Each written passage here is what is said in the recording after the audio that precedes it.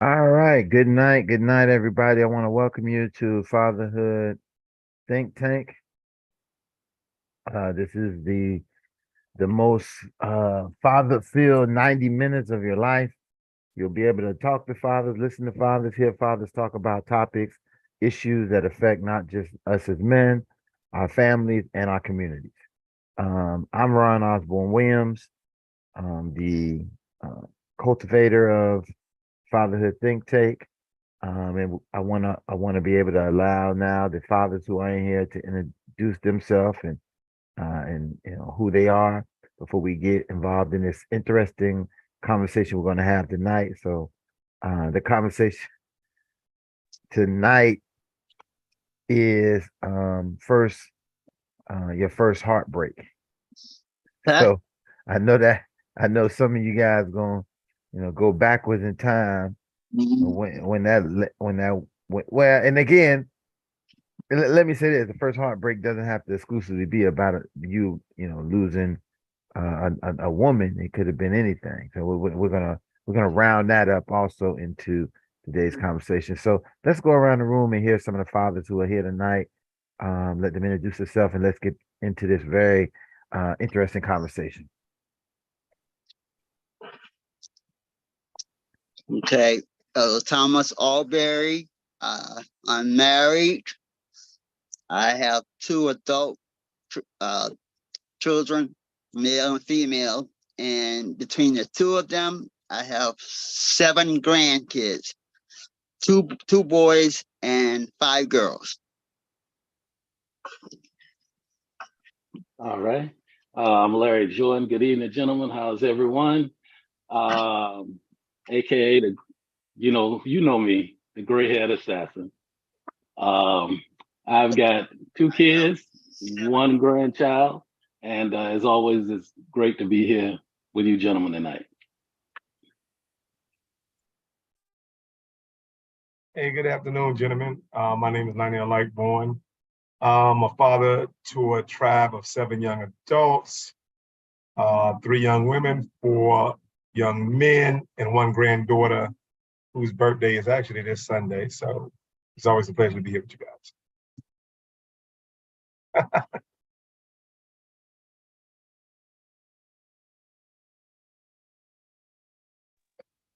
Hey, how you doing? I'm Tay Warburton. Um, Father of three. Um, have a 4-year-old, 3-year-old, and a 10-month-old. My 4-year-old is actually behind me. Hey, my birthday is actually this Friday, man, 18. You on mute? I said, happy birthday, fam. Happy birthday, Tay. Right. Chad, married, father of two.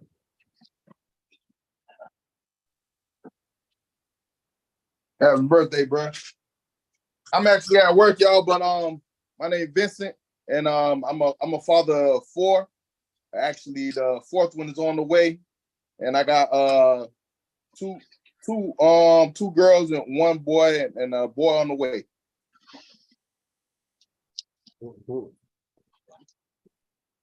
Hi, my name is Rohan Rollock. I'm a father of two young teenagers.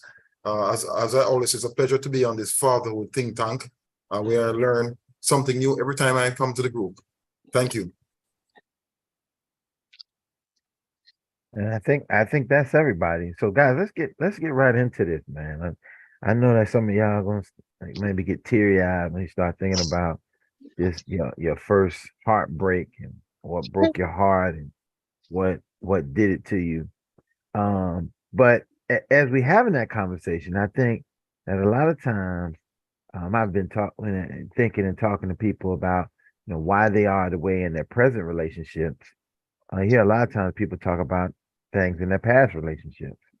Um, so that goes to almost say not just in this reference, but as a father, if we have multiple children um, from multiple different mothers, how that relationship with that mother may have went, and then how the relationship with the next mother may, and then however those things go, they play a role. And so this kind of conversation we're going to have about our first broken, breaking of our heart is important because I think that that old saying, hurt people hurt people. And sometimes when we're hurt, we may think that we want to hurt somebody else, or teach somebody a lesson because maybe we can. And so I want to hear, what it was some of the father's idea and thoughts about.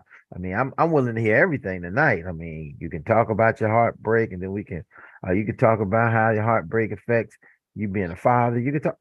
It's open. The floor is open to talk about this idea of the first heartbreak. I could think about that on so many levels. When you explain that, it just opened up the nuances of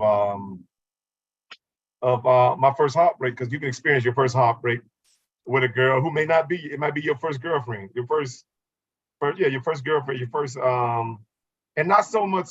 I guess you could say intimate, because if y'all share the kiss, that is intimate. But then I thought about it on the level where your first heartbreak from your father or your parent, and then your first heartbreak from your children, or your first heartbreak that you may have letting yourself down with your kids. You understand? So it's so many dynamics I can come from right now. But if I'm going to share one of them, I'm going to talk about my first heartbreak from my girlfriend. I think my first heartbreak happened in middle school. My wife, I shared the story with my wife, and she was like, I think that got her too. But you share that story so she could feel like she could rescue me from that heartbreak. But nonetheless, middle school, we used to live in the neighborhood. This is my girlfriend, my neighborhood girlfriend. We lived in the neighborhood, and then of course, like clockwork, we moved every 2 years or something like that. We never stayed in the neighborhood more than 2 years. And so when we moved, I moved from next door with my girlfriend. So I would get on my bike and go see her. This particular girlfriend, she had to be about maybe like a year or two older than me. And so what happened is she transitioned into high school, right? And I'm still in middle school. So I come around to see her, and I'm riding my little bike or whatever, and I came, and being a typical middle school kid, whatever, I'm still in that same middle school relationship with her, not being aware that she transitioned to high school. So she's feeling that mature vibe, or what the case may be. And so I'm sitting there, trying to hug her or whatever, and she's a little distant or whatever. And she's like, so I'm like, she said, no, I'm not playing. I'm going to tell you something. I said, okay, so what's up? She said, I got another boyfriend. Ouch. And I'm sitting, and I'm still not getting it. I'm thinking she playing. She said, no, I'm for real. And I'm like, okay, like where he at? And I didn't pay attention to the dude I drove past on my bike. It never dawned on me that what the hell is dude just doing standing in the middle of the street? And she pointed to the dude standing in the middle of the street. And then him standing in the middle of the street started to make more sense. And right then and there, I knew and of course, he was in high school too. So naturally, that's just the vibes, the thing, the way nature goes. She want to be on a more, mature level, whatever. She's in high school. She need a high school boyfriend. So of course, she done my ass. I had to jump back on my bike, ride away, leave her with a new boyfriend or whatever. And so as I'm riding away, because this is where the story gets very interesting, I even got a soundtrack to this damn heartbreak. And remember back then, we used to ride our bikes. We used to have our radio, our boombox on. And so I have my little boom box, I'm riding my little bike with my boom box. And on 99 Jams, they gonna play this Tina Marie song, one of my favorite songs right now, but it wasn't at that moment. And so they Out on a Limb. And so it started playing the song Out on a Limb. I'm riding my little bike or whatever. And all of a sudden, all these damn tears start coming down my face. No plans to really cry. Like, what the hell? So now I'm riding my bike, I can't really get home fast enough, because all these peers, and I don't want nobody to see me in public crying on your bike. So that's, you like out there, you exposed. And I'm tears coming, I'm wiping and I'm riding. I couldn't wait to get home and just jump in the bed under some cover, just to kind of try to get some release and hide that type of hurt that I went through. And just to see how organic it was, even to this day. I mean, it was so many things I didn't understand about myself, particularly as I wasn't even a young man, as an adolescent, that I couldn't even control that emotion. So imagine having an uncontrollable emotion like that And now I can understand how certain things happen when in young people either they kill themselves or they kill somebody else because of a heartbreak. Because these type of stories and this type of platform is never really exposed, or never so exposed, but yeah, I would say exposed to empower, right? Remember, my embarrassment is Right. your. And so because of that, I mean, I'm just again riding and crying. I'm like these kids, I can't even stop them. And they just come and I'm just riding and crying. I'm like, man, I can't get home quick enough because I don't want to see nobody see me crying. But there was some real ass emotions that that I mean, something that you can't forget because it's something that you never did, particularly as a man or a boy. So, and it's something you were just taught not to do. So that was my first heartbreak, and it always just can't forget it. Wow. Hey, hey, it's better than matter of fact. You know, people say losing your virginity. Well, yeah, that's your emotional virginity, and that is probably more dangerous than losing your sexual virginity. Wow. You know, it's amazing that you say that because, especially with the music, because it seems like with every heartbreak that we encounter, there's like a song that goes with it that you picked up a lot. And whenever that song comes on, you remember that particular situation. You know, I love that Tia Marie song, Out on a Limb. You know, but you know, my first I would call it a heartbreak, but it was more like an embarrassment. And it was actually kind of funny now I think about it. I was actually just going to middle school myself, and the girl I was dating a girl down the street, and she was going to another school, and so I'm gonna be sporting. That's my girl and everything. So I had this ring that my parents had given me to I don't even remember the occasion, but they gave me this ring. Anyway, so I'm gonna be sporty and I'm gonna give this girl this ring. You hold this ring because you my girl. You know, they take this ring. So I come home and everything, and after a couple of days, my mom noticed. She said, "Lawrence, where's that ring that we did you?" Because I always wore it. Where's that ring? I said, "Oh, I gave that to my let my girl hold that." She said, "If you go down there and get that ring, I'm gonna beat your ass."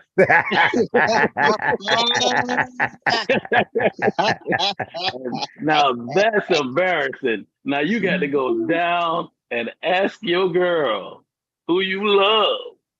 I need that ring back. You know, I need that ring back. And she just took it real well. She just said, "Oh, okay, no problem." You know, I said, "Yeah, my mom said I got to have that ring back." You know, remind me of that in Friday was my grandmama gave me that chain. You know, so, so that I was embarrassed, but so it wasn't really a heartache, but it was an embarrassment. So, not the same, but the same altogether. Yeah, I can remember my heartbreak. At the time I was living with my aunt and uncle in Deerfield, and my brother-in-law, he's one of the portiers there in Deerfield, and his niece, which was one of his sister daughters. We start talking on the phone, and so I back in the day, you would go to the parents' house and talk with the parents to see, hey, if it's okay for us to date. At the time, I was my uncle had the Bluebird Tavern, like a bar and pool alley, pool room. And so my cousin and I, we were working in the kitchen. Never part of the bar and like that. And so her dad is a minister, and he's talking with me and asking, Tommy, where you working? I said, I work in the kitchen at Bluebird Tavern with my other cousin. He said, in the kitchen, you mean that bar? That, I don't think you can date my daughter. Yeah, date my daughter. Lord have mercy. So it was about a year so that I came up from Pompano to Fort Lauderdale, and I saw this good-looking woman walk in the church, and I'm sitting back, Lord, if she's the one, please let me know. And the minister at that time said, okay, all you are sitting in the back, and I was sitting in the back, try and come up to the front, come close to the front. So I get up and I'm looking. It seemed that the only seat that was left, that I could see, was right beside her. So I got in there, scooped down, and I said, hi. And so we're there, right? And I'm saying, well, Lord, so far, I said, one more. And then I get this. He said, Minister said, all right, everybody, stand up, turn to the person sitting beside you, and tell them you love them. I said, Lord, have mercy. Woo! And so we start dating and talking about another hard, not the cracker, was her father. He was a hard nose. But I said this time, not I got pushed away once. I ain't gonna get pushed away again. Mm. And so we dated, and like now 49 years later, we're still together. And I just said that, that tenacity with not being pushed aside the second time that I allowed. Come to find out also, the father never told his daughter why he didn't let me date. I even to the point where I even preached at his church, and the mom comes to me and say, Tom, you should have been my son-in-law. You should have been my son-in-law. I just threw up my hands. So that's my story of my heartbreak. So the girl you But met, I didn't cry. but the girl, okay, so the girl you met, I did the sniffles, but I didn't cry. so the girl you met in church, was it the girl who dad turned you down? They weren't the same girl. No. Okay, I got it. No. This is a different girl. Yeah. And the thing about it is he allowed me to speak a couple of times at his church. I always wonder, right? I wonder now, it's I know this almost 40 something years ago at this point, right? About 40, 50 years ago, right? The other time. Uh-huh. I wonder, you ever wonder where she is, Oh yeah, I how know her what she is. how her life is and how it all turned out, Oh where yeah. and compared to, how you are and your wife and the time you guys been married, and I think this is an important, you said this, and I think this is a very important fact for us to think about, is sometimes we don't understand how important it is to be the men that we are and what we bring to women in relationship long term. I think we take that for granted. We take that idea for granted, is that, you know, is she better off that her husband thought that because you was working in the Bluebird Inn, that you wouldn't be a good fit and wouldn't be the right man for. And I'm proud. I promise. We as men, we're proud. We're too proud. Pride and ego is what we have. That the mother said it numerous times. That mother told you numerous times you should have been my son-in-law. She Yeah. knew, and the father knew as well. Mm-hmm. He knew as well that he had made the mistake not to let his daughter be with a good man just based on his. And guess what? It's a protection that all of us as fathers have probably for our girls. But just sometimes we need to investigate more. We need to Yeah. We didn't investigate more, because if you would have investigated more and found out the kind of young man you was back then, but he didn't. He went on judgment, and we have to And think about that as especially as black men, that people will stereotype you and judge and put judgment upon you until they actually get to know you. So sometimes if that woman is the woman you want, sometimes you gotta push. hmm You might and the have to thing push. about it also was that uh, I I had keep a little bit of contact with her, and she had gotten married, but she was also now divorced. And so I'm talking to I stopped by her house. I knew she knew where she was living a couple of times, and we talked. The last time I stepped out there, and I said, you know, one of the reasons that we're not together, I said, it was your father. He had never told her why I wasn't around anymore. I said, your father told me he didn't want us to date because now I'm in high school, but where I was working in the kitchen at the bar. Mm. At the bar. Yeah. At the But bar, but at the yeah, bar. that was the reason. Mm. That's a rough story, Elder Yes, Tom. yes, I mean, yes, yes, that yeah. that is almost a major letdown, heartbreak for you think a young man, because I mean, very often, um, you know, we may not even look at it in like. I mean, I think about any heartbreak I ever had. It was there was of my own, me and the person. It wasn't no parent. You know what? That's not true. Sometimes our parents do invade in things we got going on, Mm-hmm. and because they invade in it, it affects us in major ways.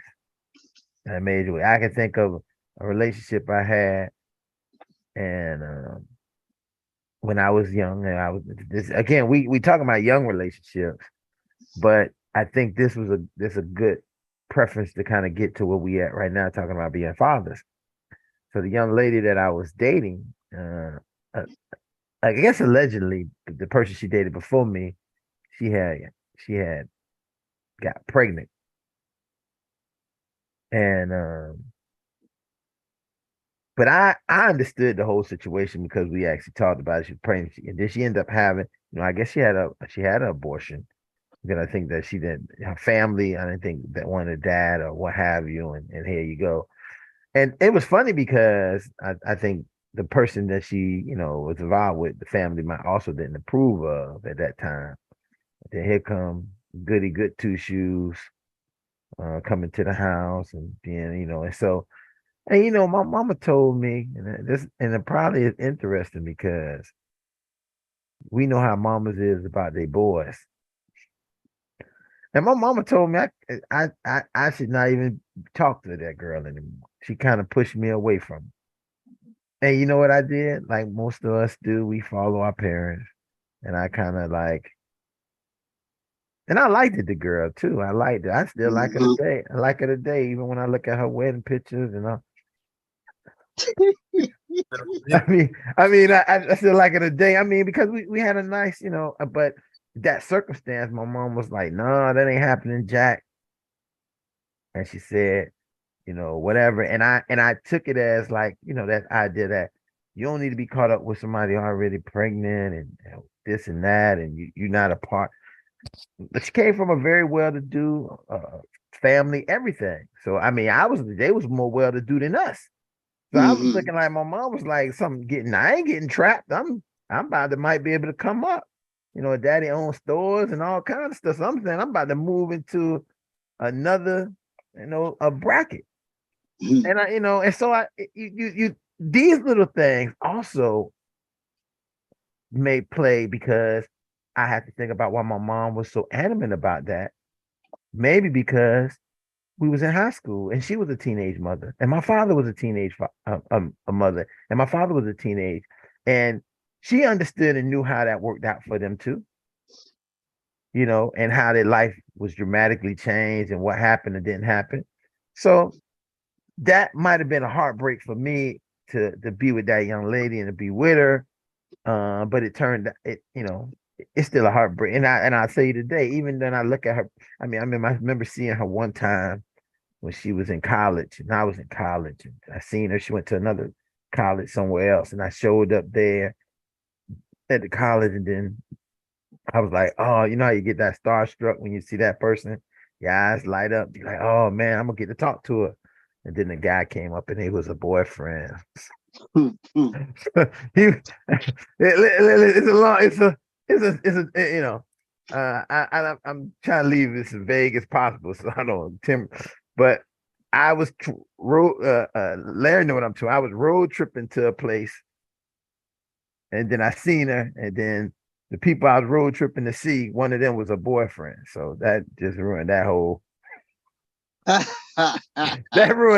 rekindle. And then I just said, this the end. I never get to be with her ever again in life. I never even get to probably talk to her. And to the day, I Facebook friends. I seen she got married like last year to a really nice guy. I assume he a nice guy just from what you watch on social media. But I thought it was pretty, and I'm always happy for her and happy that she has a life. She has daughters and kids and all that, and being able to watch that. So I'm always happy about that life she had. But that was, for me, it was a heartbreak because it was something that I didn't want to do, but I kind of felt like mama talked. She spoke on what I could and could not do. And if I don't know about how many of y'all are raised, initially by your mom and being a mama. At some point, initially being a mother's boy, you do what your mother kind of tell you to do. You don't have that rebellion that you might have a little bit, or I'm not even gonna say rebellion, but you won't have that masculine father part that my father, kind of our distance mean that I didn't have to be like, oh yeah, this and that. But it was kind of like mom was the one for me, and I gotta ride with what she say because she providing and she making us live. And so if she said that chick ain't no good for me, deuces. Even if I like her, even if I, thought this could have been the one, And then I got another girlfriend and rode with her until we got to college. Well, till I went to college. That's a whole nother story. But we can move on to somebody else. I'm starting to get what you call that. Nostalgic, huh? What happened? Starting to get a little nostalgic, huh? Yeah, very emotional. When Very you start emotional. going, hey, listen, we gotta remember when you start going down these memory lanes, and this is so important. I think that this is important for us as not just fathers and as men, but as human beings. Understand when we start going down memory lane, emotions that were so real at that moment come back. I see it so often in therapy when I'm working with people and we go to their childhood or go to different time, and people go right back to that moment and who they was and what was going on. So, and it's good in some instances when it's a good thing, and sometimes it's good when it's a bad thing because they can kind of like understand and address it.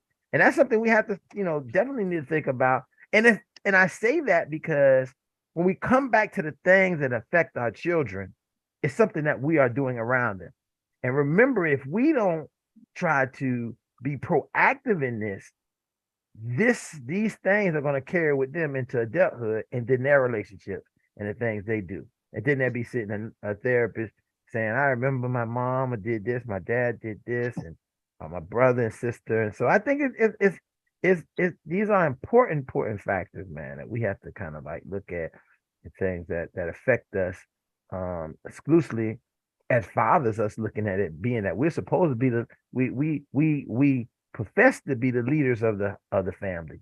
But I think leaders do these kind of things and take the leadership role and establish these kind of things. And I think that's important.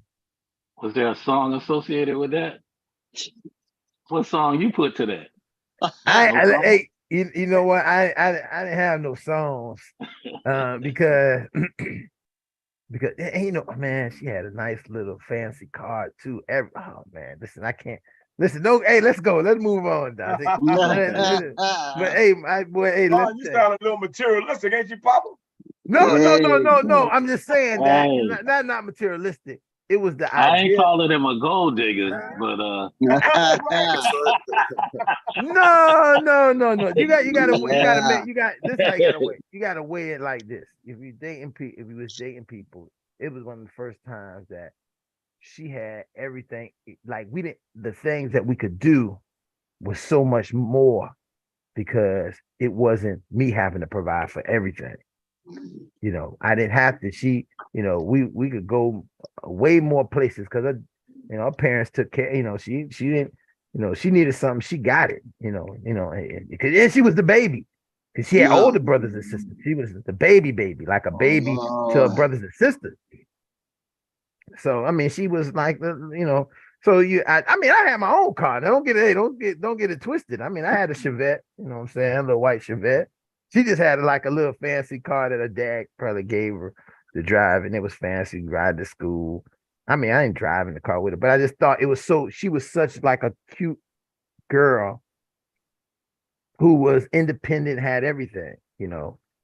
Just she probably would have had, if I would have met her before the other dude, I would have been the right man for her.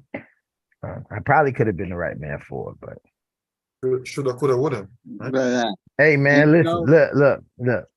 It is what it is, man. ain't no one like the one I got. but you know what? Unless you ain't got one, that's so. True. But I had a little situation happen to me that was kind of similar to that when I was in high school. When I was in high school and graduated and went to college, I was dating a girl, and I came back for not for Christmas break.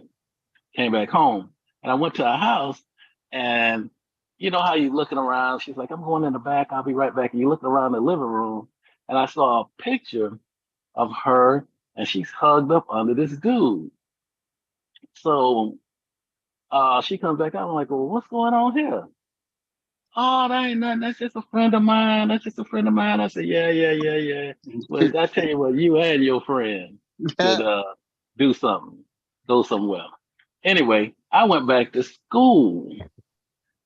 She comes up. My brother called me on the phone. He says, "I'm gonna pick you up from school. I'm coming to Tallahassee to pick you up." He rides with her. And I look and I get in the car with him. Now I'm still mad. I'm mad. I don't even You want to never talk. Google you or text you the address? Well, we didn't do all that back then. Yeah.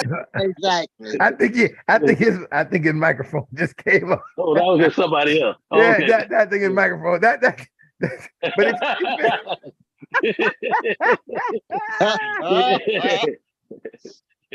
But when I got there and I look at her, this girl is like 4 months pregnant. oh snap! Oh Ooh. shit! Oh yeah. And I'm like, Whoa. wait a minute. I can't believe that you got that much nerve. Because thank God I had nothing to do with each other from Christmas.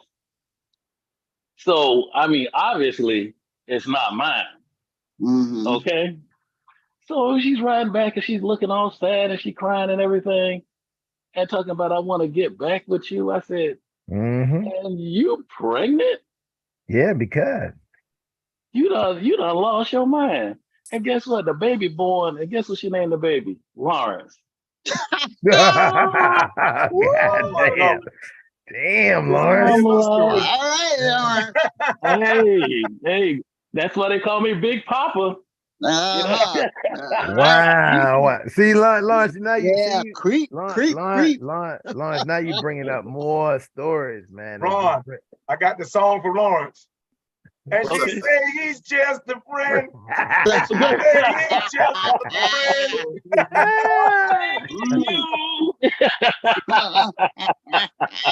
Yeah, boy, that's hey, Lawrence, that's now that one right there, boy. That take a but you know what? It's had to say almost go right into the story. The Thomas was talking about is that when this whole thing came down, his true colors came out.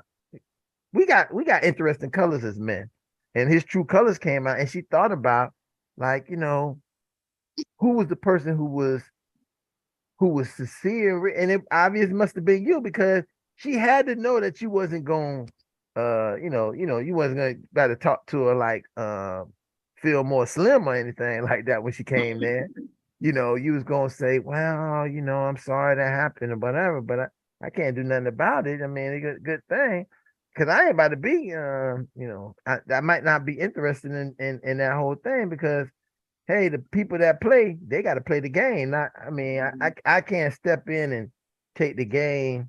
And it's sad because I think about you probably had a really good relationship with each other, you know, but it's just sometimes it works like that. I mean, that remind me okay, I'm gonna be quiet because that almost remind me of another story. And you know what? Let me tell you something about these college stories, these young college stories. They break the young college men believe we had this idea that young college men come out here like they the stallions and they come in to run and do this, but them guys get their feelings hurt more than anything in the world.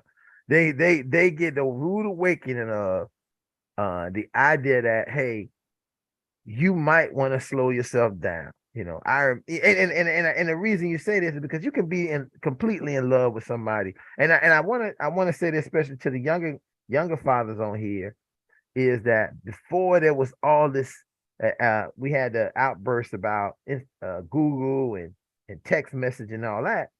Before you had all that, the way that you was romantic with your partner, like when the person I was dating when I was in college, was through writing a letter. Right.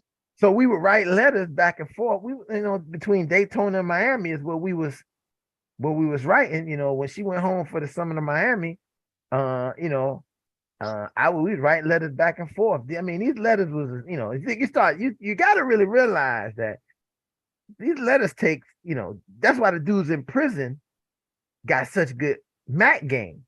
Because when you're writing those letters, you're putting a lot into the letters, man. You're putting a lot and you're coming back and it feels something that you writing this by hand until you get until you get that hammer pound down on your heart when you take that trip down to the pork beans, and you think you're going to go and see your girl. Surprise! I'm coming to surprise you, and everybody acting looking at you strangely and acting strange, and you figure out later. They say, I gotta be honest with you. I was like, I'm here. We're gonna go out tonight. We're gonna have a good time. Oh, I can't do that. Oh, why can't you? I'm surprised. Surprise, I'm here. We've been talking about seeing each other. Oh, because I'm going out tonight. I got a date. Huh? I came all the way down here from Daytona. You got a date? With who? What? Man, take me back to Fort Lauderdale. And we went to Fort Lauderdale, and I was hot, 48. We didn't break up. We because I have a sensible mind and realize that hey, life is like that. We young people are young, things like that. So I said okay, but that did change how our relationship was. I wasn't like as sprung as I might have been before. And that would ultimately probably cause the end of our, some of the things because of that happening, I didn't start acting like, and we do this as men. We start acting like, well, I'm gonna show this, I'm gonna do this, I'm gonna do that, and instead of just being, sometimes we just should be who we are with that person, and continue to be that who we are with them, not try to be like, I got hurt, so I gotta act like I'm still a big man and I'm gonna get some other chick because chicks like me. So I'm always put that thing in a play. Even if I'm not doing that, I'm gonna make that seem like that's the play because I don't need you. You can't hurt me or whatever. And and then you don't know how that begins to set up for you and that person, that relationship, because then they might start feeling like you're not a person that they can depend on for a relationship, despite what happened. See, and I think this is why I really evaluate that is that I acted a whole nother way after that incident because I said, oh, okay, so she ain't 100%. So I'm going to be like, I'm only going to play 70. I'm going to play the 75, 50% range. That's how I'm going to be. I'm here with you. But if something come, and not that I'm not, I mean, again, we all know you're young doing all kinds of things. things like that. But it ended up being the end of us maybe being like Elder Thomas and his wife, because we might have had a child. We might have had a child in college. My child, probably that child from college would be basically grown now, because that was like 90, 97, 97, 98. That child definitely be grown, probably already about to graduate college itself. And we'd probably still be married. I probably wouldn't be sitting here with you guys, because I probably would have been working very hard all those years. I might end up being a principal because I was already in education. So that changed how I would have, because you got to work. If you're going to have a family, going to have a wife, you got to work a little bit different how I was working as a single guy. So you look at these things, how all these things could have changed the dynamics of who you are based on that heartbreak.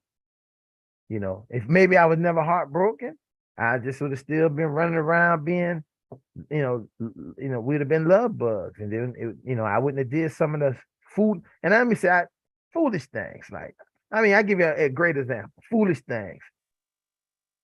Knowing that your girl got a key to your place, you let other girls come over, even though nothing happening, nothing going on. You let other girls come there. She on her way, and you there being a counselor. Back then, I used to think I was a king counselor in college, counseling everybody. So I did counseling the young lady because I was at home at my little off campus apartment. So she walked from her little dorm to my house, and I already knew my girl was coming because she had a key. So she knocked on the door. And I don't know why she knocked on the door, but I think she knocked on the door. Then when I went to the door, whatever, I don't know. That's the strange part too. When we went to go knock on the door, the girl got up and hid in the bathroom. I don't know why that was. And then that just looked like a whole nother scenario. See, and so you start getting incidents like that, and the woman don't trust you in the same way that she trusted you before, regardless of what she might have did prior to that, because you are at a disadvantage. You the big dog on the school campus. And she don't want to be looking like, and ultimately like anybody. No one want to look like anybody fool, In this case, I might have looked like her fool when I went to Miami in front of her sisters and her family, in front of my boy. But the kind of things I might have been doing to make her look like a fool in front of a whole college of people, probably wasn't something that that's a big difference between that difference. And so, nobody wants to be like that. So we have to think about how we handle and how we teach our children to handle heartbreak and what things they should do positive versus negative in a lot of these relationships. Come on, young. Where the young guys at? The young guys over here acting like they Go ahead, Jay. Nah, I took myself off mute just to talk, But now I had I was waiting too now.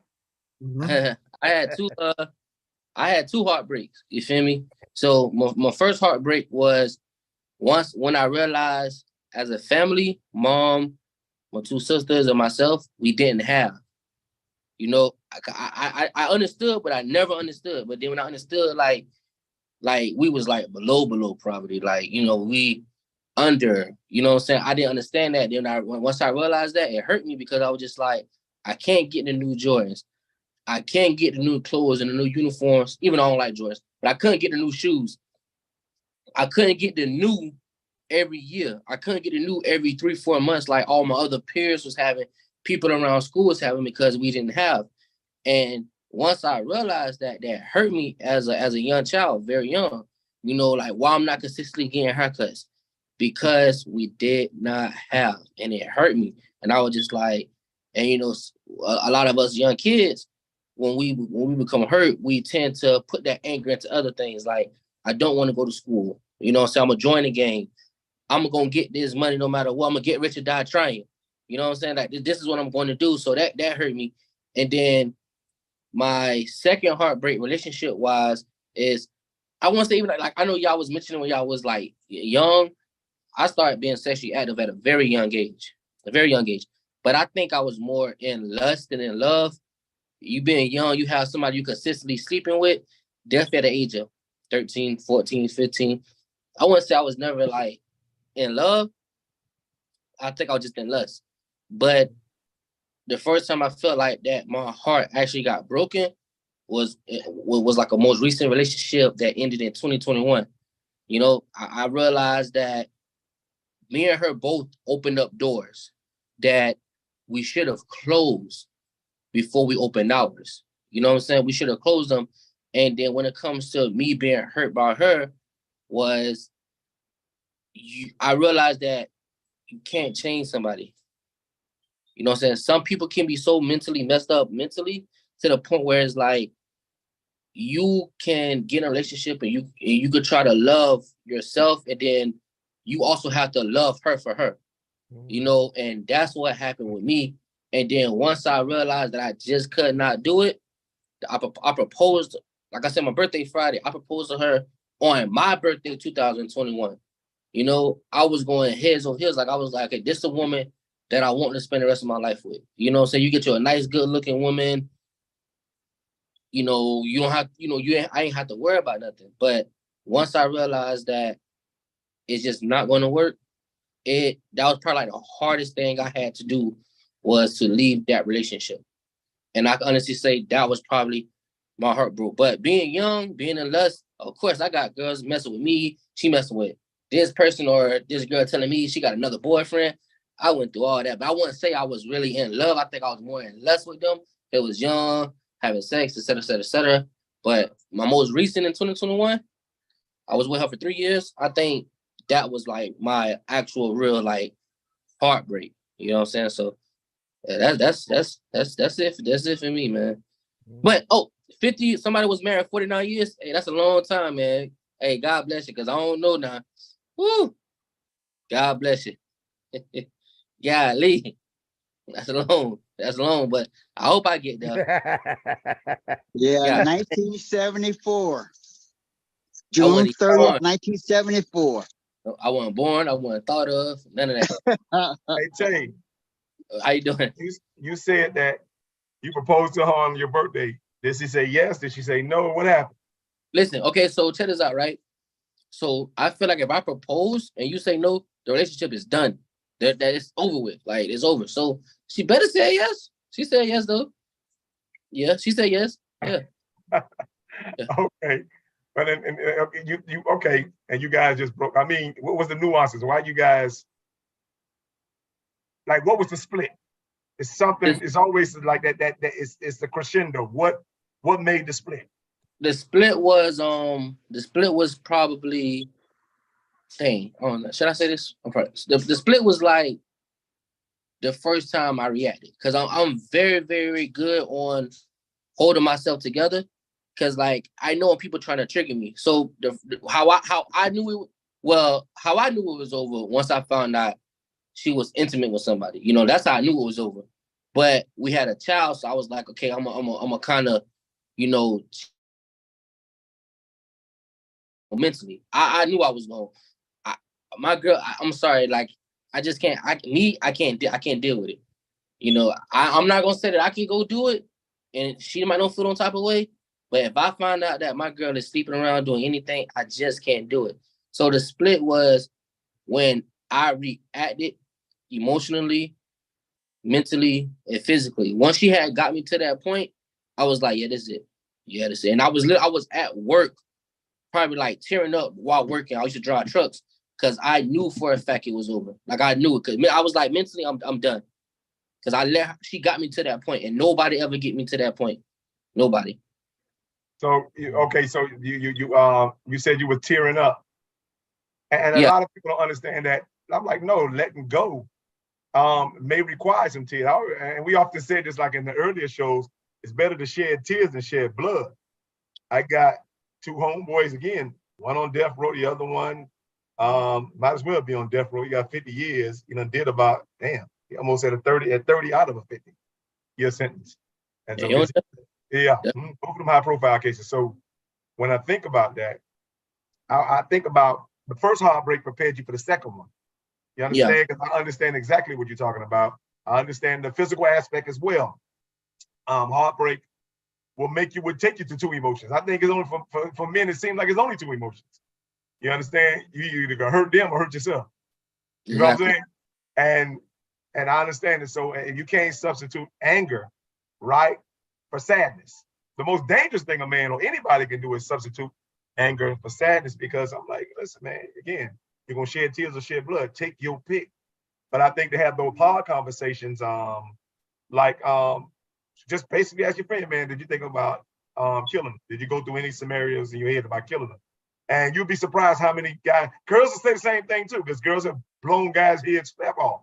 Some shot them in their sleep and all kind of stuff. So the emotion, I'm talking about this heartbreak thing, I don't think we really address this, even on the mental health front. You understand? We would clinically diagnose, but I don't think we have too many emotional diagnosis, not professional emotional diagnosis, when it comes to how we really, that temporary moment, which you see a lot of roads rage on Channel 7 News every damn day. And so, people always saying about emotional intelligence. I'm like, hell, emotions are everything but intelligent. You understand? So it's so instinctive. It's very primitive. That's why it has that instinct to either kill or cry. And so that's one of the things I asked you, and I don't think we need to gloss over it. I'm like, man, if that thing made you cry, then next time you go through a heartbreak, you need to make plans to cry. You understand? If you have to go ahead and rent a hotel somewhere, do it classy. Take yourself on a date where you can mourn that thing out for the weekend, so you can get bounce back one day at a time. That's just my thought. This man say take yourself out on a date for the weekend. Of course, now you got to. Nah, that's real, because I drive by myself, so I was waiting on being on one of them roads or getting to a stop sign and just like letting it out. That's exactly what happened. Just like letting it out, because I was just like you say, like I was like I know if I walk in this house today and if this girl, if she fuck with me, it's gonna be a problem. You know what I'm saying? Like, leave me alone. So it's like once I like got it out, I was just like, man, like, it's either you or me. I go, I wasn't going nowhere because of my place. So it was like either you go, I go. You know, it's one of the two. So she made her decision. You know, she left, and I was just like, but I'm honestly say, when she left, I was relieved. Like, I was in peace. And it's nothing like a man being at peace in his own home. I was finally in peace. I was in peace. It was just like, man, it was just like this is what I've been missing, you know? So, yeah, but I learned my lesson. I even know what I did wrong in a relationship. You know, I know what I did wrong. I know what I should do better, and I know what to take and what not to take from a relationship. But I always tell myself, the last thing is I should have never dated her, because I blame myself, because I should allow her to close that door before I opened it. You know what I'm saying? I should have closed that door. So I never sit here and really blame her. Like, she used to think I do that. I say, listen, man, I say, plus me have a child together. I tell her, man, like, listen, I'll never go around Broward County, South Florida, and damage your name. You know, I never do that. You know, I say, at the end of the day, I tell people it was my fault. You know what I'm saying? I tell people it was my fault because some aspects it was not. If it was 100% her fault, I'm gonna tell people it was her fault. But nah, I said, man, listen. But I would blame myself. I should have never opened that door with you. I should let you close that door before we even got to that point. So Tell that is so, let me say something, brother. That is so introspective that and I hope that people were watching and listening to this, fathers, everybody. This suits for everybody. You have to let a person that you're going to get into a relationship with not have loose strings, because every loose string get unraveled in whatever you have. And a great example is if you would have said, hey, I'm not going to deal with you until you and that guy completely done, right? Then she would have known what your expectation was, that it wasn't going to be any, whatever. But when we kind of like, it's almost this thing of the respect that we show them is the respect they give us. See, I say this to people all the time, especially to a lot of women who say, well, the man was cheating on me. They got the man that they was cheating on somebody else with, and then they say the man not cheating on me with somebody else.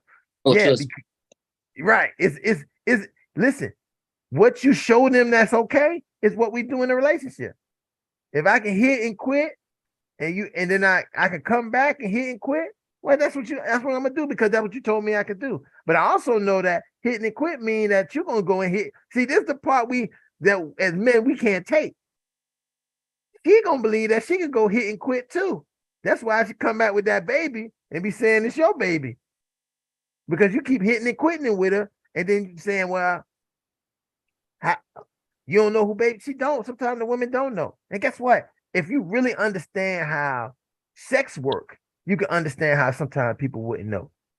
Don't believe that you the king and dicking your girl down. Let me just say that. Because somebody else who she might leave from you and go get the real thing. I know Rohan don't like that. It's what it is. But Rohan, no, she might leave from you. Oh, babe, I'm so tired. And then she right there with Stud McKenzie. Stud McKenzie. Just bop, bop, bop, bop, bop, bop, bopping her. And you can never know. So on that same day, both of y'all was dropping the little kids inside. And that can happen. And that's not, and I want to be very clear because I'm a very sex positive person when it comes to these things. And I'm about equality when it comes to sexuality. A lot of men have a problem with that. That woman, she didn't. No, she's not. She a woman who know what she wants. Right. And obviously you didn't give her what she wanted. So she went and got it. That don't mean she don't love you. That means she got what she wanted. That don't mean she don't love you. And I think that's a whole decision, right? I'm glad you brought it. I think Vincent wanted to go next. Oh yeah, what is he available? I don't know if he's securing somebody or putting people under. Oh, and I would like to say she was actually, out of all my relationships I ever had, she was actually the best girl I ever had. If she didn't do it, that's why I proposed to her. If us going back and forth would never happen, I would have been married with her to this day. Probably would put more kids in her, but she was the best girl I had. It was just there were certain things that I wasn't gonna deal with. That was it. So question, with that said, are you saying that your turning point in a marriage or relationship is infidelity? Oh yeah, no question. So I'll give you advice as you go further. Make sure that is stated up front beforehand. Because sometimes people get into a relationship and it's like one of those questions like, you didn't see that on the application form? No, I didn't see that on the application form. So you want to make sure everything's said, you know what I mean? Yeah. Oh no, I don't play. Like I can't do it. I'm sorry, I can't do it. I'm sorry, I can't do it. I just can't. You can't even entertain another guy. But it goes both ways. Remember that. It goes both ways. Oh yeah, so in the beginning, I didn't know she was serious about the situation she was in. So in the beginning, I did my dirt. In the beginning, like I mean, not even a month into our relationship, like in the beginning. Once I seen she was serious about leaving that situation, I got serious, and I never was intimate with nobody throughout our whole relationship. You know what I'm saying? Through the whole 3 years we was together, because it's not. I'll put it like this. It's not in a lot of man DNA to be monogamous. We have to fight it. Some people even go through therapy, which is a whole nother conversation that probably people ain't gonna want to hear my thoughts of. But some men even go through therapy because they try to fight what they put on this earth to do, which is to technically have sex and protect. Technically. So I decided myself I was gonna be monogamous. You know what I'm saying? I said I was getting everything I was getting from her, everything I wanted. I was getting. Now was she the best vagina I had? Nah, but I knew the person I was getting when we was on good terms. Cause I can go up the street to a hood area, and I gotta trust me. I got a little hood rat that's different. I'm gonna just say she's different. I know her, but nah, man. Nah, I was faithful, man. I was faithful. What age group were you at that time? Your age, average. So I was 20. My son is 4. He's 4. So I was 26. Okay. Yeah, I was having intercourse at a very young age. So right. So by the time I hit 26, I tried it out. 25, 26, I was ready. I'm single now though, so all that's out the window. Cool. Out the window. The man said that's out the window, Jack. I'm single. Vincent, you ready? Yeah, I'm ready right now. Go ahead and say it. Go ahead, run it. Hey man, salute the young bro, cause I ain't gonna lie to you, that's deep. That's deep. Yeah, that's deep. I ain't gonna lie to you, I ain't go through all that, but I went through a scenario where when I was younger, I ain't gonna lie to you, he hit on a lot of points because I went to a scenario when I was dealing with two girls actually. And you know, at that time, they ain't wanting to be in nothing serious. So we was just having fun. And then one of them decided for us, that's before the polygamy thing opened up. We just wanted to be in a relationship together as like a group. I didn't know nothing about this. This was new. At this time, we were still in high school. At the time, I was on the streets. I used to help my cousin. I used to be the DJ crate, you know, back in the day when, you know, they go to the DJ. I used to be the crate master. I used to pick up the crates, put it in the van and all that other good stuff. And back in the days, my cousin used to sell weed and I used to help him and he used to look out. So getting all that money. Allegedly, your cousin allegedly. Allegedly. You know, back in the days, I was in the streets. But, you know, the girls, they like that. And these two girls, we went from just being friends, messing around, like you were saying, like, we'll mess around, you know, it was just something sexual. But when we established try to get serious, like that's when everything went downhill. Because one of them wanted to be the main girl, and I'm like, how we gonna do this? It was confusing, really. And then all of a sudden, they like each other a little more when I'm gone. I'm like, yo. Yeah, that's where your heart got broke. No, that's but really, you know that's when really my where the heart really got broken? You know when my heart really got broken? They wanted to become serious. Hold on, let me get this person out the way right quick. Hey, what's up, man? I got you. All right, man. And then it was to the point where you know what broke my heart is that when both of them moved on and they told me after they established a relationship with somebody else, one of them dealt with a girl, the other one dealt with a dude. But you said we was having this thing. Y'all said we having this thing. Mind you, when we was in a relationship, I was financially helping them here and there and stuff like that. And, you know, and we was planning on even getting a place. That's when I was young. You know what I mean? Thinking I was doing something. Then I realized they were just using me for what I brought to the table. You know what I mean? So it opened my eyes to see like, damn, you can't really deal with two girls at the same time. It was messy. On top of that, they're gonna find something that they really want. They know we were just having fun. So by the time we left, it was, and this was like not even my early 20s, this is my late teens. This was after high school, after we graduated, we used to go allegedly, you know, get high, do stuff like that. I don't know if you're allegedly. Allegedly, you know. And we had a good time. We lived. Shoot, we used to take trips. Since we was in Fort Lauderdale, we used to take trips to Key West, you know, have a blast over there, drive back, get a rental, you know, and, you know, we did our thing. But what messed me up the most was one of them wanted to come back and be in a serious relationship, the one that was dealing with the dude, because she realized, because the dude started putting his hands on her, and I was gonna intervene, but I stopped because I was like, yo, you left me for this dude, basically. Why would I try to defend you for somebody you left me for? Mm-hmm. You know what I mean? Out of respect,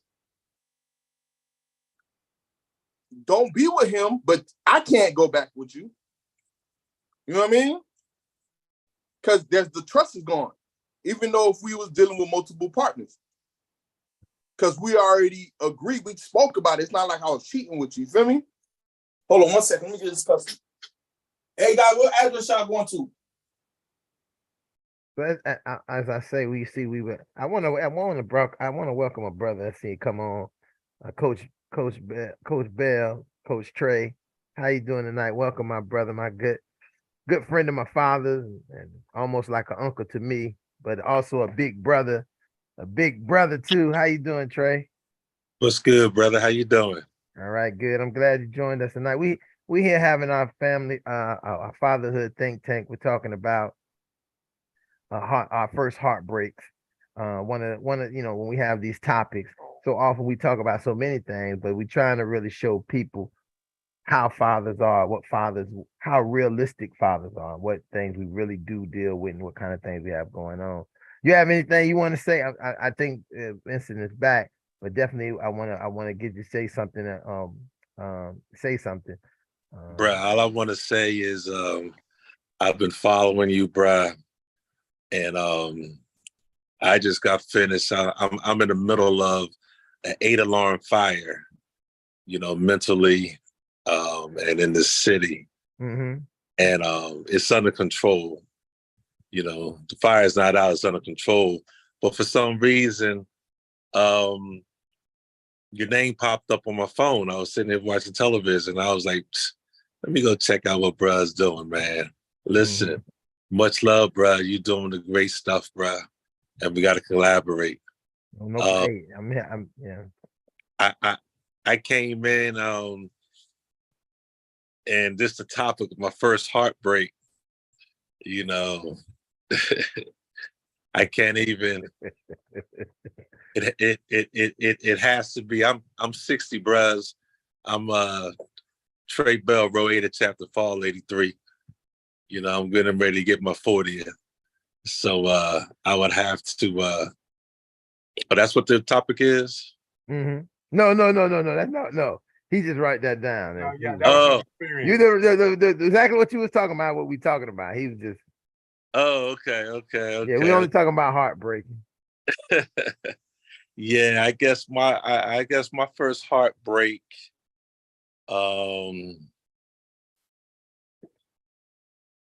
don't know. I broke some hearts. Yeah, well, I was gonna say you might not could think of any because you was a heartbreaker. So between you and my pop, y'all got the city of Philadelphia broke, almost the city of broken hearts. Bruh, I was out the old school. I was at the old school Greek cookout, and I ran into Mike Bruce's wife, and I call her my Delta agent because I'm in Delta rehab. Yeah.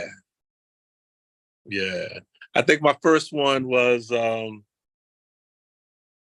when I met this sister in 1980. Cronin Clough. She's Jamaican. They call her Sue.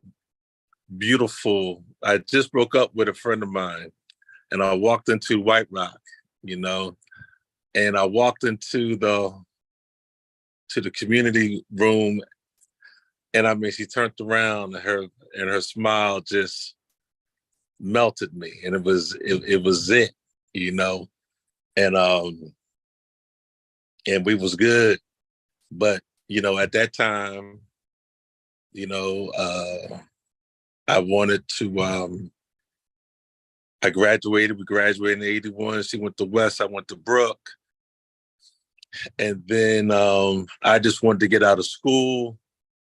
And then that summer I saw my friends, D Mac, Gary Haywood, that plays the beta chapter, the Spring 83s.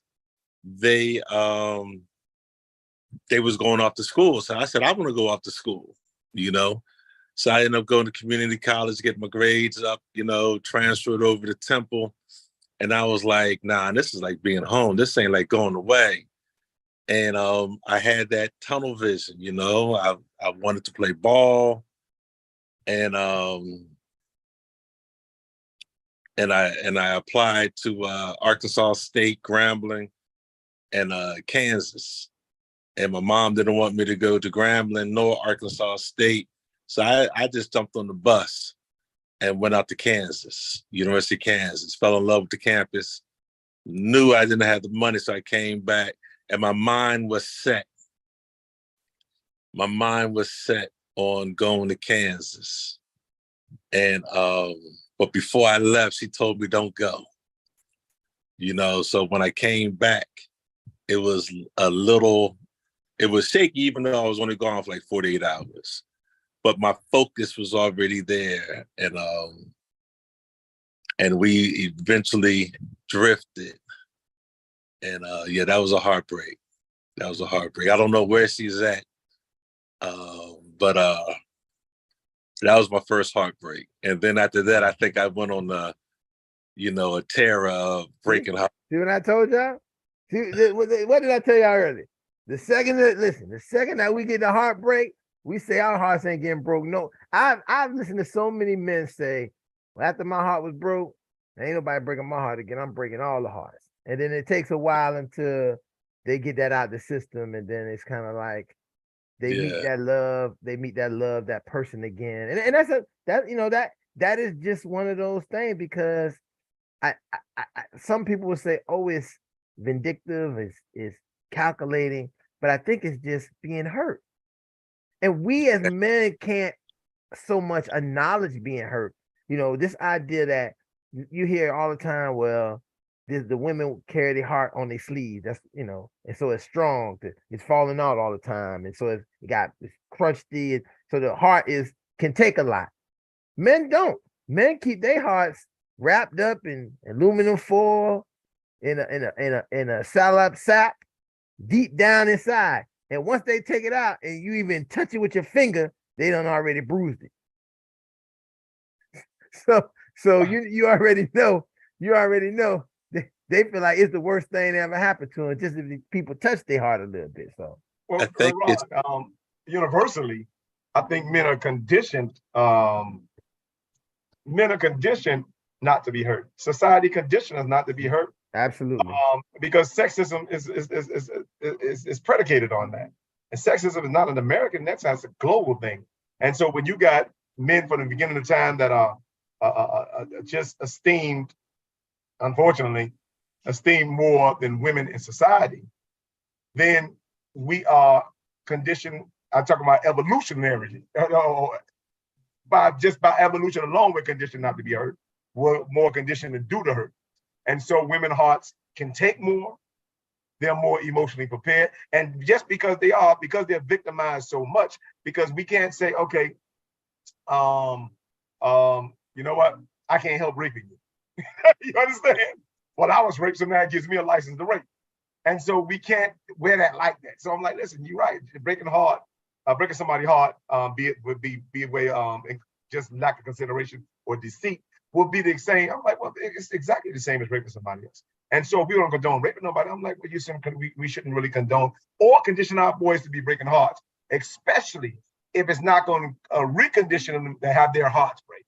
Because that's why you see so many young boys killing at rapid rates, not just each other, because they're not used to rejection. You understand? And so we kill each other over the most pettiest things, even as grown men. That's why most of the road rage are men driven than it is women. So that's just one of my points I would put out. Well, let me clarify when I say breaking hearts, because I'm what they call now an old head, only when I'm around younger brothers. So there was a time, what I always saw was, like, here in Philly, the ratio is like 1 to 15. You go down south, is bigger. I remember transferring from, this isn't being recorded, right? It is being recorded. All right, what the hell? I remember transferring from Kansas back to Temple. I was the new bro in the yard. And I literally lost my mind, you know.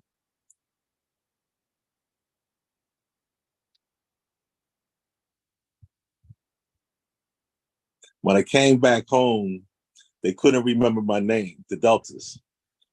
So I told them my name was Ralph. So a lot of them was calling me Ralph. And then I had a girlfriend in West Philly.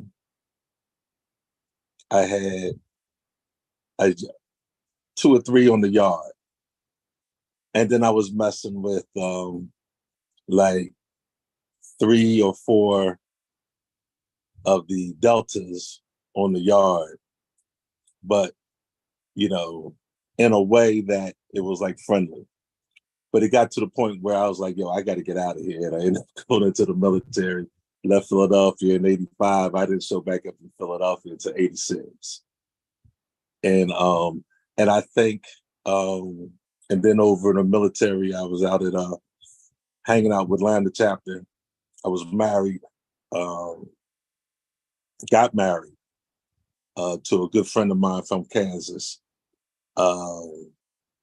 And then hanging with the brothers from Lambda chapter, and that was a whole different experience. I was young, and a lot of this happens when you're in that second quarter of life. You know, the first quarter is from age 1 to 20. That second quarter is from 21 to 40. So in that second quarter, you know, coming off the bench, you know, being a 6th man, you getting that running. You know, so I think a lot of it is not wanting to get your heart broken. I never wanted to get my heart broken again, but I didn't go in deep to really break their heart. And the song didn't come out until later by Chrisette Michelle, which was Blame It On Me. You know, so a lot of things is like, oh, just blame it on me, you know. And sometimes when I first started getting into social media, people would know something was up, because once I play that video, Blame It On Me, I start getting texts from Deltas, oh, you done broke somebody's heart again, huh? You know, you're fading out. But as I got older, you know, you start to, when you get into the third quarter, you know, you start to fade that stuff out. So what Ron was saying, you know, I played the 5th from 1988 to 1999. You know, his father is true. His father was, I'm a retired firefighter. His father was a mentor, you know, and a hell of a brother, hell of a firefighter. There's pictures of him in a Santa Claus suit, you know, on the fire ground. You know, much respect. And let me land that plane, because, you know, like I'm old school, I start to talking, man. But I love the subject, love that brother Ron, and y'all brothers are peace, bro. Thank you for sharing. Absolutely. Yeah, thank you, Trey, for joining us. Vincent, we want to give you an opportunity, if you back, to finish your story and close us out for the night. I just want people to recognize and acknowledge. I'm back. Yeah. All right, bro. Have a good one. Just want people to recognize. I just wanted to close out the story. The story was basically, it was crazy, but the lesson I learned is to focus just on one female. These girls do not know what they want. You gotta focus on one female, and they're gonna use you until they can't use you no more. So that's 100% what I learned, and that's why when after that relationship, it broke my heart, but it made me learn a valuable lesson. Stop chasing after these girls that really don't know what they want. Mm. You got to just step up. Every single time I've been in a relationship with a female, they really don't, at the end of the day, they really don't know what they want. They want to know what you want. But you They know wanna that, know. but you know that going to what I said is a lot of times and I think Tay said this. If we go on to their plan, how they want it, they gonna lead us right to where we don't want to be. We want to lead them on our plan. Exactly. And if our plan is, hey, I want to be with you, I want to have a family with you, I want to raise my kids with you, you have to do that like Elder Thomas and LJ did. And Lionel later on did. Let me see. Oh, I guess Rohan did it, but she realized she ain't, she was good with the game for a minute. Then she said, Rohan, you ain't, I need more than just the Jamaican way. I need the super American way. and so those are the kind of things that happen to us and how it kind of plays out. So we have to own up to what our roles are. I think that's the biggest part. Like you said it so clearly, Vincent. The idea of you was chasing them and they didn't know what they want. That's the whole thing. I'm chasing them, but they don't know what they want. I need to tell them what we want and what we're gonna have and how we're gonna have it. And if they don't want to do that, then okay, go ahead and keep doing what you're gonna do. And then you're gonna be like that girl, the Elder Thomas, that listened to her dad. Elder Thomas been married over 50 years. She could have been married 50 years, but she got married and got divorced because you sometimes got to take your own control. So I mean I want to thank all the fathers for sharing tonight, man. Listen, this was a way different show than normally we have. I think not in different, not in that it's different in the format, but we just really I think it let people get a little bit deep into us tonight, and I want to thank everybody for being open and transparent and sharing some of that vulnerability with our audience, with the people who are watching, people paying attention. It's another important aspect of what we do, and that's important to help not just us, but to help people who may be watching, mothers who might be watching. This might make a mother who is a single mother say, maybe I should go and talk to this dude, man, figure out what's going on. Let me go talk to him and say, hey, why don't you watch this show and then come back and let's talk about it. These are the kind of things we're hoping to do with this platform, is to help people get better. And again, I'll tell you,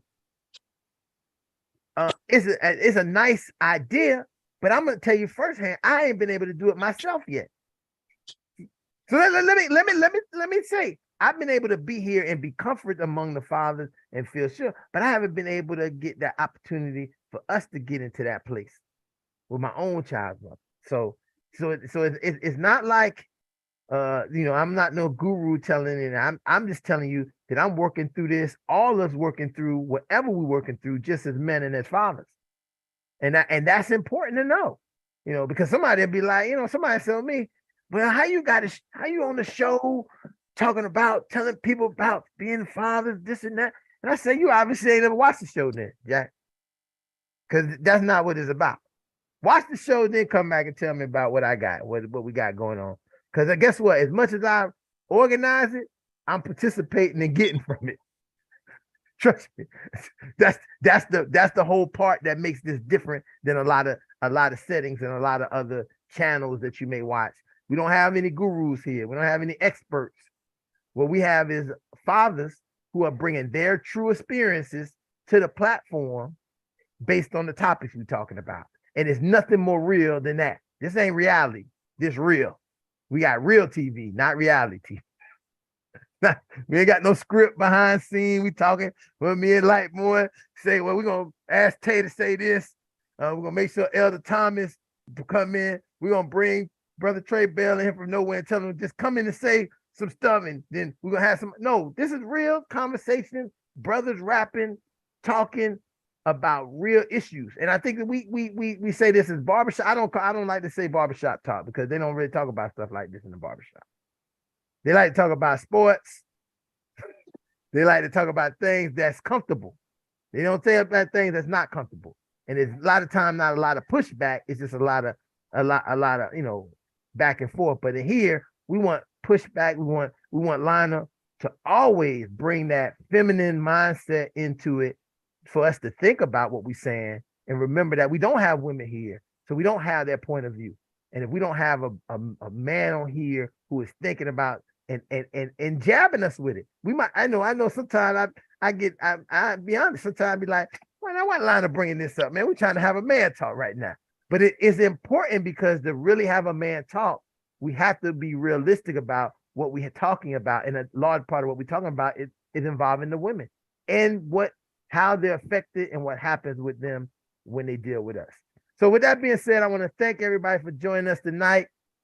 And we'll see you here tomorrow night if you join us for the Fathers Only meeting on Zoom. We'll be continuing this conversation and move into whatever other things in that conversation. That's private conversation where men really can share whatever they want. Let me just say this.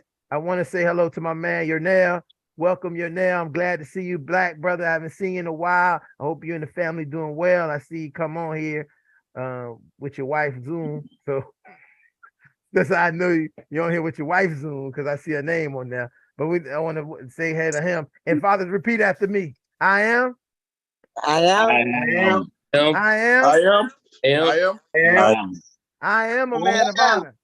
I am a man of honor. I am. I am. I am.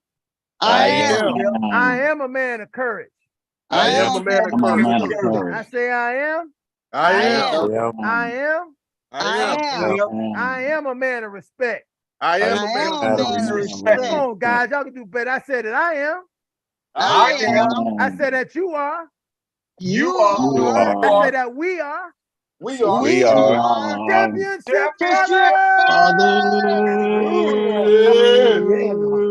Yes, sir. So let me remind Yes, sir. people, I know people see us flexing, but I just want to remind you what that flexing is. That flexing is not us showing our muscles, it's us holding our kids on our arm and the world on our back. So thank you for joining us tonight, and we'll welcome you next time, the Fatherhood Think Tank. And if you want, join us tomorrow night. You can see the link down below. You'll be able to see how to log on to the Zoom tomorrow night. With that being said, good night. And remember, you are a father first before anything else. Amen. All right. Amen.